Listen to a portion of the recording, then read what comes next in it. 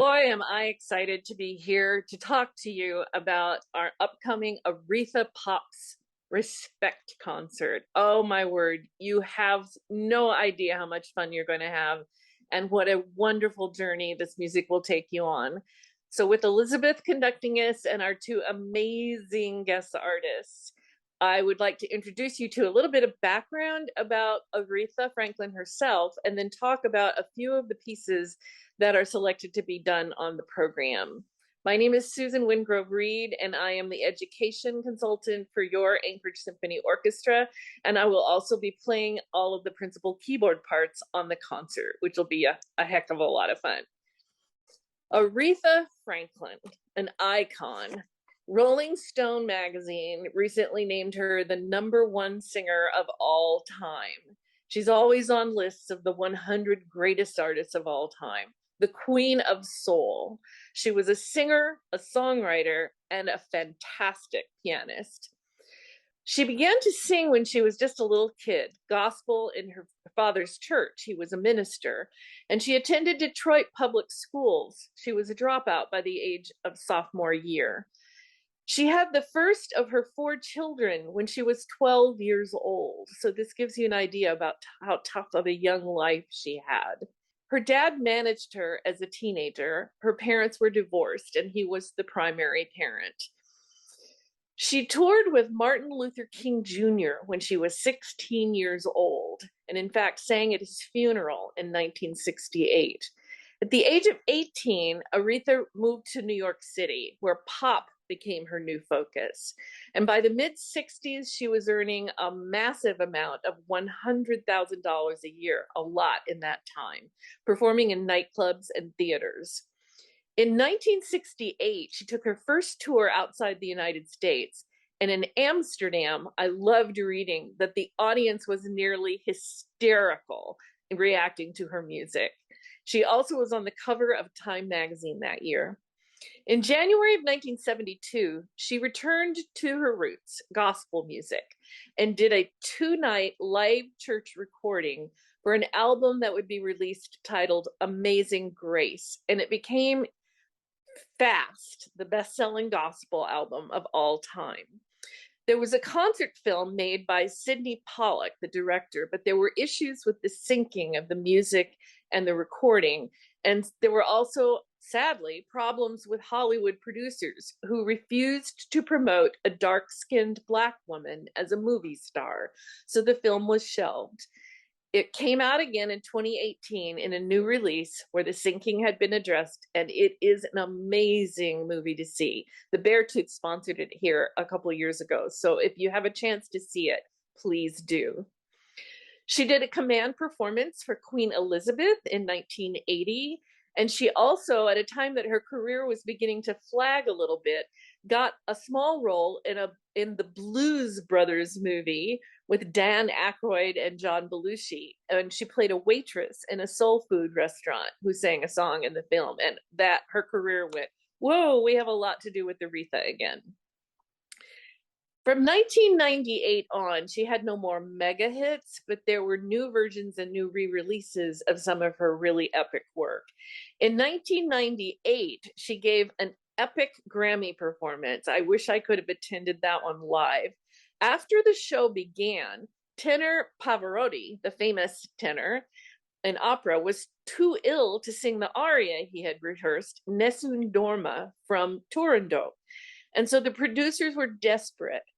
Aretha was a good friend of Pavarotti and had sung this aria 2 nights earlier at a Music Cares event. She was asked to consider singing this for the Grammys, and so she wanted to hear Pavarotti's rehearsal recording with the orchestra, and then she agreed to sing in the original tenor key the orchestra was playing. Over 1 billion people saw that performance. She later recorded it and performed it multiple times.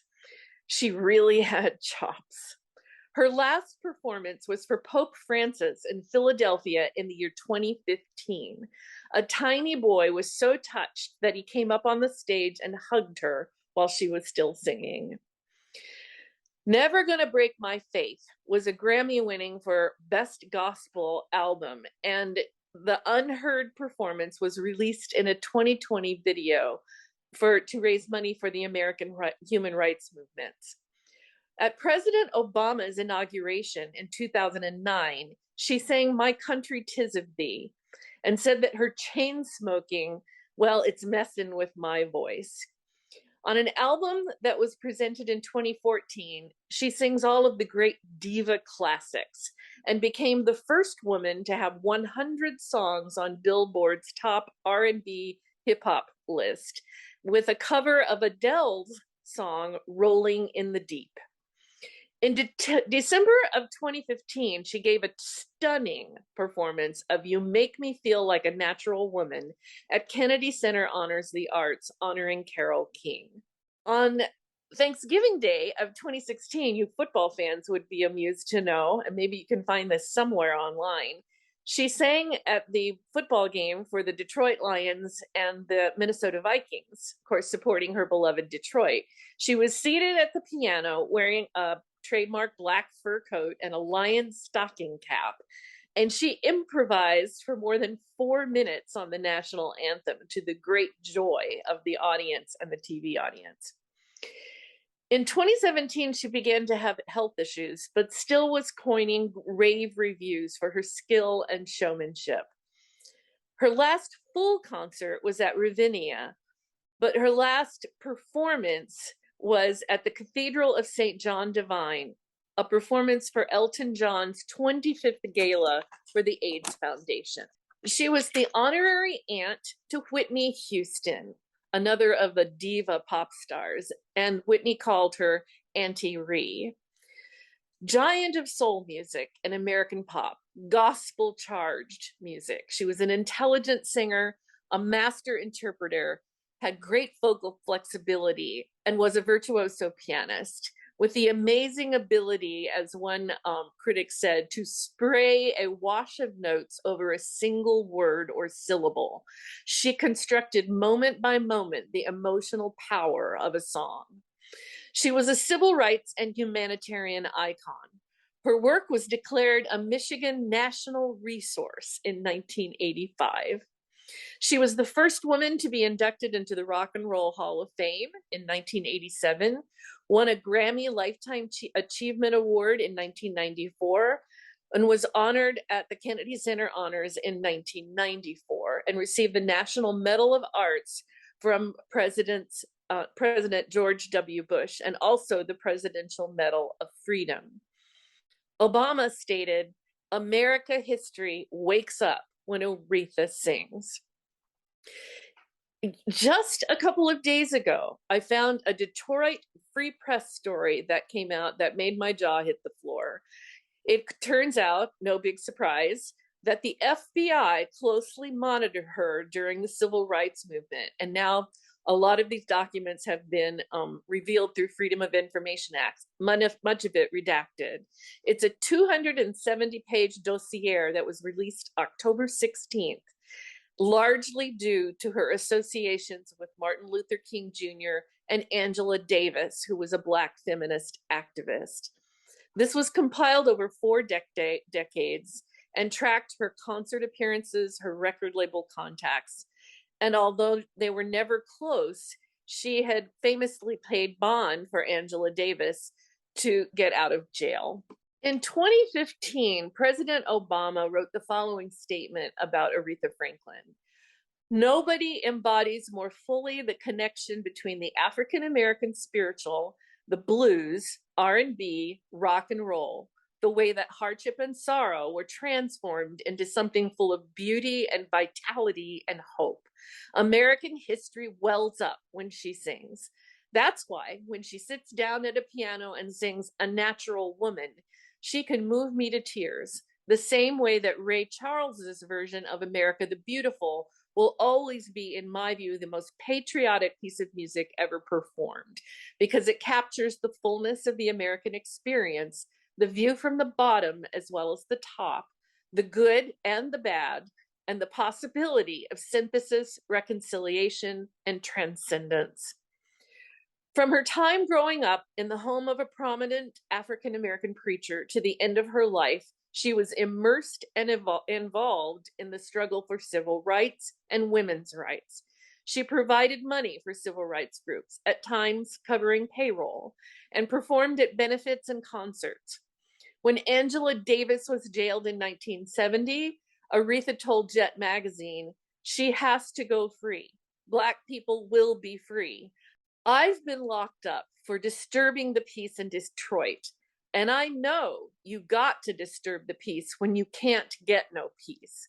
Jail is hell to be in. I'm going to see her free if there is any justice in our courts, not because I believe in communism, but because she's a Black woman and she wants Black freedom for Black people." Her songs Respect and You Make Me Feel Like a Natural Woman became anthems of these movements for social change. Franklin and several other American icons declined to take part in performing in President Donald Trump's 2017 inauguration as a mass act of musical protest. Franklin was also a strong supporter of Native American rights. She quietly and without fanfare supported Indigenous peoples' struggles worldwide and numerous movements that supported Native American and First Nation cultural rights.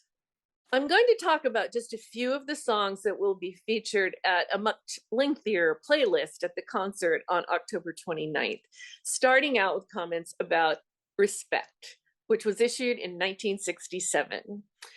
Otis Redding did the original version of this, Sitting by the Dock of the Bay, his most famous song.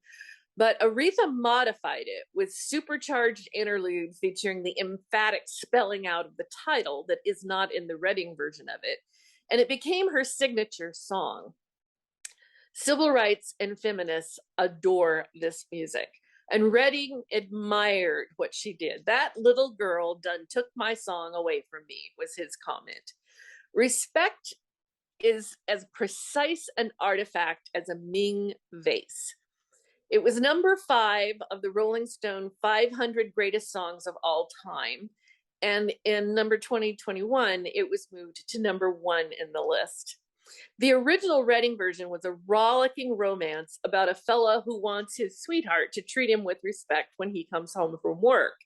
In Aretha's version, it's a declaration of a strong, confident woman who demands her man's respect. "Sock it to me" is just a cliche line with no meaning. "You Make Me Feel Like a Natural Woman" was another big mega hit from 1967. And in 2015, when Aretha performed this song at the Kennedy Center Honors, she dropped her fur coat on the stage during the bridge of the song. And this was symbolic, according to a Rolling Stone historian, an echo to times when gospel queens around the world would toss their furs on top of the coffins of other gospel queens, a gesture that honored the dead but castigated death itself. The words of "You Make Me Feel Like a Natural Woman" are by Gary Giffen, but the music was by Carole King, and it was written for Aretha. And King recorded it for the album Tapestry that she issued in 1971. Just a few of the words of the lyrics that really enchant me and audiences. "You make me feel like a natural woman. Looking out on the morning rain, I used to feel so uninspired. And when I knew I had to face another day, Lord, it made me feel so tired. Before the day I met you, life was so unkind. But you're the key to my peace of mind because you make me feel like a natural woman. When my soul was in the lost and found, you came along to claim it." And there, I'll leave you with it. "Chain of Fools" is another really wonderful big hit. Also 1967, big year for Aretha. This was written for Otis Redding, and it introduced Aretha to an important producer who would be a big part of her life named Wexler. In the lyrics, a singer has been with her boyfriend for 5 years, but realizes she's one of his chain of fools, women with whom he's been cheating on her. Others tell her to leave him, but she says his love is too strong and she's too weak. Yet she predicts that someday the chain will break. This song won for Aretha a Grammy for Best R&B. There's a song on the program that will be sung by Ryan. It's called "A Change Is Gonna Come," and it's by an important R&B artist whose name was Sam Cooke. Died young at the age of 33. He was a friend of Malcolm X, Muhammad Ali, and Jim Brown, the football hero. Sam Cooke was an influential soul artist, and he was inspired by events in his life. He and his band turned away from a whites only hotel in Louisiana, the Holiday Inn, because the manager refused to let them stay there. And the song speaks to that incident and many other incidents like it that he struggled with as a person of color. It is now looked at as number 3 of the 500 greatest songs of all time. In 2019, there was an apology given by the mayor of Shreveport, where the Holiday Inn had been, apologizing to Cooke's family survivors for what had happened. In 1963, Cooke had heard Bob Dylan's "Blowin' in the Wind," another anthem song to human rights, and he loved its poignancy about racism, and he incorporated the song in his concert sets. He had been afraid of losing his white audience because he was associated with Martin Luther King also, and the "I Have a Dream" speech. And so the speech, though, validated his feelings and said that this song, "A Change Is Gonna Come," came to him actually in a dream. It was personal and political and complex, the story of a generation and of a people. "A change is gonna come." The lyrics begin in this way. "I was born by the river in a little tent. Oh, and just like the river, I've been running ever since. It's been a long, long time coming, but I know a change gonna come. Oh, yes, it will." We can't leave this discussion of the songs on the concert without addressing "Amazing Grace." This Christian hymn, I discovered, was published in 1779, and the words are by an English clergyman named John Newton. He was a slave trader, but he later became an abolitionist. The song became especially popular in the American South, and there are more than 20 melodies that go along with the words, but the tune that we're most familiar with, and that is sung in most cases in America, was composed in 1835 by an American named William Walker. He used a tune that he had discovered in a folk collection as New Britain, a shape note hymn. The soul can be delivered from despair. Forgiveness and redemption are possible. It's one of the most recognizable hymns and spirituals in the English-speaking world. Without a doubt, the most famous of all the folk hymns. And it's been an emblematic Black spiritual for decades and decades. This song became newly popular during the 1960s when there were thousands of recordings made. I'll conclude now with a little bit of information about a song called "Think" that Aretha sang in the Blues Brothers film that helped revive her career. This was a 1980 comedy, and Aretha was going through a slump, and her music scene was changing under her feet. Everything in the pop scene was going from soul to disco. Her appearance as Mrs. Murphy, a waitress, revived her career with her splendid rendition of "Think" from her 1968 album, Aretha Now. She hated the costume she was going to wear. She says, "It's not going to be flattering to me." So the costume people took it in, her curves were hugged, and her magnificent upper carriage was beautifully displayed, according to the costume designer. Ironically, Universal Pictures didn't want her in the role. They wanted a younger, newer actor-singer. But Dan Aykroyd and John Belushi demanded that she stay, and she did. And Aretha soared again and again. They had written the scene in the diner specifically for her. So if you haven't seen the movie in a while, watch it again. She wanted to also sing "Respect," but they had used "Think" instead. In closing, we have to give just a final tribute to Aretha as a groundbreaking feminist and civil rights leader in in a way that such statements just couldn't be made, but they were in her songs like Respect. When asked about her audacity during the 1960s and 70s, she said, I don't think I was being bold at all. I think it's quite natural that we all want respect and we all should get it. Thank you, Aretha, for a life well lived and a rich legacy that will amaze people for generations to come. We are so excited to present her music on October 29th, played by Your Anchorage Symphony, our conductor Elizabeth Schultz, and our amazing guest artists, Capathia and Ryan.